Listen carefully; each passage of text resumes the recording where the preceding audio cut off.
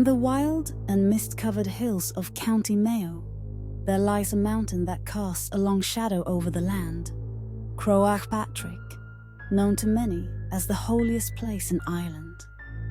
Every year, thousands of pilgrims ascend its rugged slopes, following the footsteps of St. Patrick himself, who is said to have spent 40 days fasting on the summit in the 5th century. But the mountain holds more than just a spiritual significance. It harbors a dark secret from Ireland's ancient past, a secret that has been whispered among locals for centuries. The legend begins long before St. Patrick's arrival in Ireland, during a time when the land was ruled by gods and monsters, and the very earth was believed to be alive with magic. It is said that Croagh Patrick was once the home of a great and terrible Cailleach, the ancient hag of Irish mythology, who controlled the seasons and was a keeper of secrets no mortal should know. She was feared by all, for it was believed that the mountain was her resting place, and whoever dared approach her domain would never return the same. One dark night, long before Christianity came to Ireland, a young warrior named Owen defied the warnings of his village and climbed Croagh Patrick, seeking to defeat the Cailleach and claim the mountain's power for himself. It was said that he had grown tired of the endless feasts and battles of his clan, yearning for something greater. He climbed higher and higher, the air growing colder and more suffocating with each step. But as he reached the summit, the clouds parted, and a cold wind howled across the mountain. There, standing before him in a whirlwind of grey hair and tattered robes, was the Cailleach herself. With a voice like the crack of thunder, the Cailleach spoke. "You seek to take what is not yours, mortal.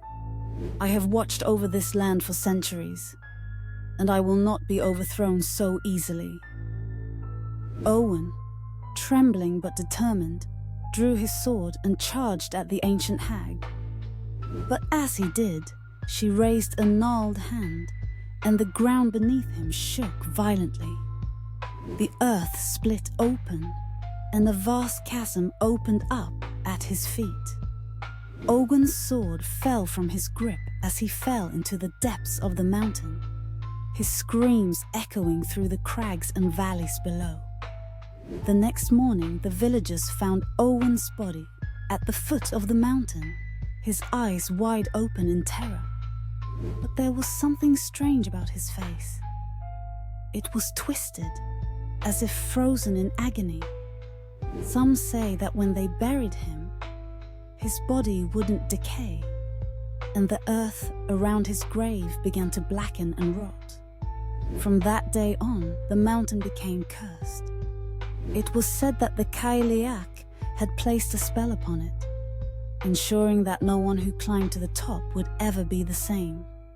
Those who attempted to ascend would vanish without a trace, their footsteps swallowed by the mist, their voices lost to the wind.